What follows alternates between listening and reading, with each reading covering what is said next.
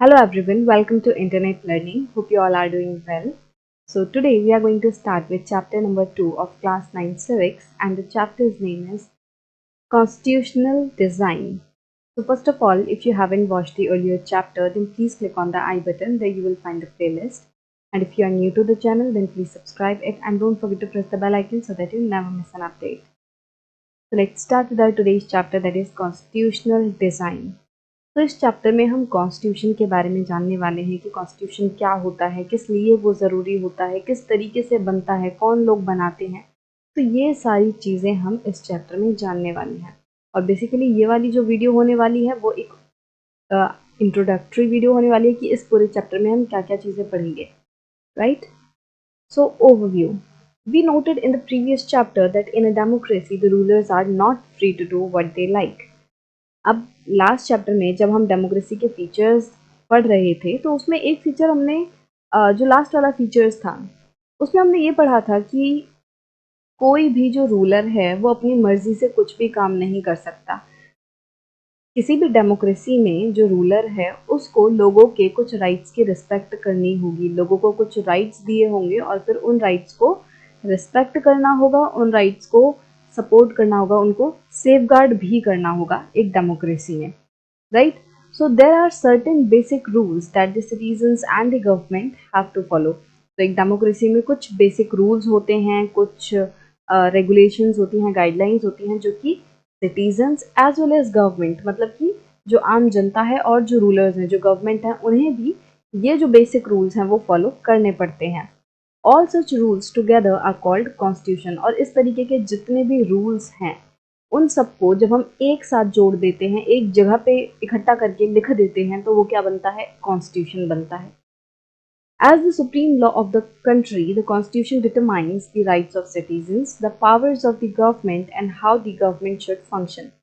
तो कॉन्स्टिट्यूशन क्या करता है? कॉन्स्टिट्यूशन का काम होता है, इसमें लिखा है as the supreme law of the country, मतलब कि जो कॉन्स्टिट्यूशन है वो सुप्रीम है, वो सबसे ऊंचा लॉ है, सबसे बढ़कर है, वो सबसे टॉप मोस्ट है कि सबसे ज़्यादा पावर हमारे किस लॉ की है? कॉन्स्टिट्यूशन की है। जो भी कॉन्स्टिट्यूशन में लिखा है वो सबसे ऊपर है, उससे ऊपर कुछ भी नहीं है। जो भी चीज़ें होंगी, हम अगर देश में कुछ भी हो रहा है, किसी के राइट्स का हनन हो रहा है या कोई भी सिचुएशन है, उसको हम कॉन्स्टिट्यूशन से जोड़ के देखते हैं। आपने न्यूज़ वगैरह में भी सुना होगा, लोग बोलते रहते हैं, लोग आवाज़ उठाते हैं कि ये तो कॉन्स्टिट्यूशन के खिलाफ है, ये तो हमारा कॉन्स्टिट्यूशनल राइट है। इस तरीके की लोग बातें करते हैं। तो हमेशा जो हमारी कॉन्स्टिट्यूशन है वो सबसे ऊपर होता है।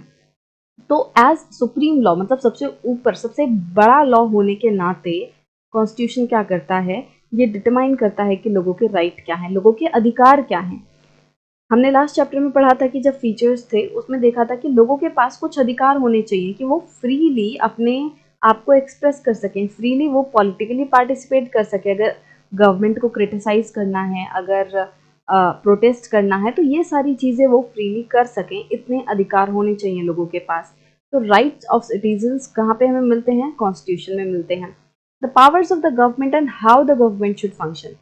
सिटीजन्स के राइट्स के साथ साथ जो कॉन्स्टिट्यूशन है वो हमें गवर्नमेंट की पावर बताता है कि भाई गवर्नमेंट के पास क्या क्या पावर है, क्या क्या चीज़ें गवर्नमेंट कर सकती है, और जो भी उसका फंक्शन है, वो उसे, जो भी उसका काम है, वो उसे किस तरीके से करना है, वो भी कॉन्स्टिट्यूशन बताता है कि क्या पावर है, क्या आप कर सकते हो, क्या नहीं कर सकते, और किस तरीके से कर सकते हो। जो तरीका है फंक्शन का, वो भी कॉन्स्टिट्यूशन बताता है गवर्नमेंट को।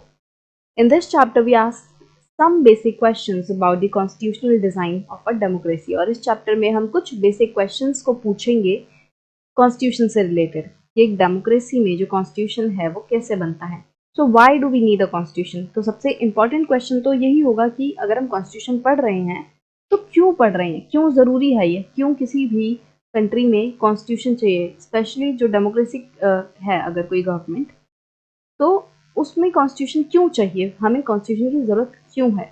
How are the constitutions drawn up? एक बार अगर हम ये समझ लेंगे कि हमें ज़रूरत क्यों है, why we need a constitution, उसके बाद फिर हम चलेंगे कि भाई ठीक है, अब ये तो पता है कि कॉन्स्टिट्यूशन चाहिए, बट कैसे बनाया जाएगा, कॉन्स्टिट्यूशन बनेगा कैसे, फिर हम ये देखेंगे कि किस तरीके से कॉन्स्टिट्यूशन जो है वो बनाए जाते हैं।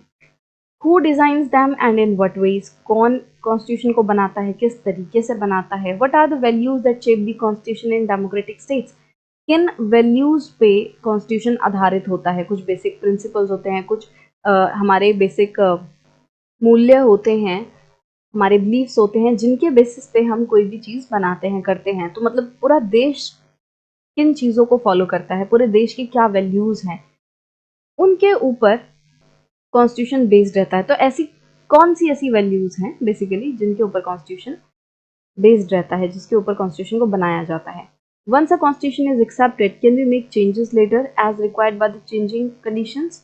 और अगर एक बार हमने कॉन्स्टिट्यूशन बना लिया, उसको एक्सेप्ट कर लिया, उसको हमने अपनी लाइफ में लागू करना शुरू कर दिया, क्या उसके बाद, एक्सेप्ट करने के बाद भी हम कॉन्स्टिट्यूशन में चेंजेस ला सकते हैं?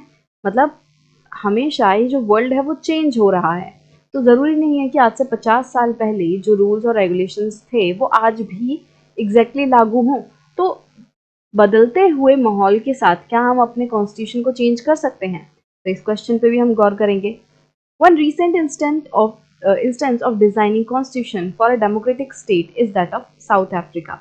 तो एक हाल ही का जो एग्जाम्पल है जिसमें कि हमें एक डेमोक्रेटिक स्टेट, एक डेमोक्रेटिक कंट्री अपना कॉन्स्टिट्यूशन बनाती हुई दिखती है, तो ऐसी कंट्री है साउथ अफ्रीका। तो साउथ अफ्रीका का काफ़ी रीसेंट कॉन्स्टिट्यूशन है कि उसने अभी बहुत ज़्यादा पुराना नहीं है, उसने अपना कॉन्स्टिट्यूशन बनाया है।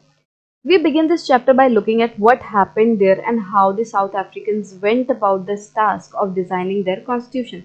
तो हम ये चैप्टर साउथ अफ्रीका के स्टोरी के साथ शुरू करेंगे कि भाई साउथ अफ्रीका में क्या हुआ और किस तरीके से जो साउथ अफ्रीकन्स हैं उन्हें लगा कि हाँ, हमें एक कॉन्स्टिट्यूशन बनाने की ज़रूरत है, और वो उन्होंने ये चीज़ें कैसे की, कैसे उन्होंने कॉन्स्टिट्यूशन बनाया।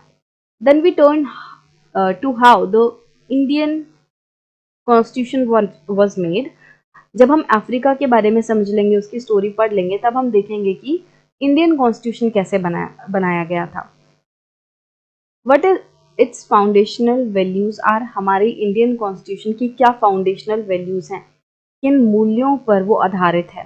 And how it provides a good framework for the conduct of citizens life, और किस तरीके से हमारा जो कॉन्स्टिट्यूशन है वो लोगों को किस तरीके से रहना है या फिर किस तरीके से उनको लाइफ जीनी है, इन सभी चीज़ों में किस तरीके से हेल्प करता है, कि किस तरीके से वो एक फ्रेमवर्क हमें प्रोवाइड करता है हमारी लाइफ को जीने से रिलेटेड, कि हाँ, हमें कैसे अपने आप को कंडक्ट करना है। अगर हम एक देश के नागरिक हैं, अगर हम भारत में रहते हैं, तो हमसे क्या क्या चीज़ें एक्सपेक्ट की जाएंगी, हमें किस तरीके से रहना है, क्या रूल्स रेगुलेशंस हमें फॉलो करने हैं।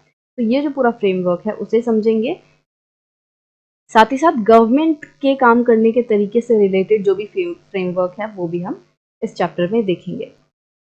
तो हमने डिस्कस कर लिया इस वीडियो में कि हम इस पूरे चैप्टर में क्या क्या चीज़ें पढ़ने वाले हैं। तो ये एक तरीके से ओवरव्यू था, इंट्रोडक्शन था, ताकि आपको एक बेसिक आइडिया मिल जाए कि हाँ, हम आगे पूरे चैप्टर में क्या पढ़ने वाले हैं।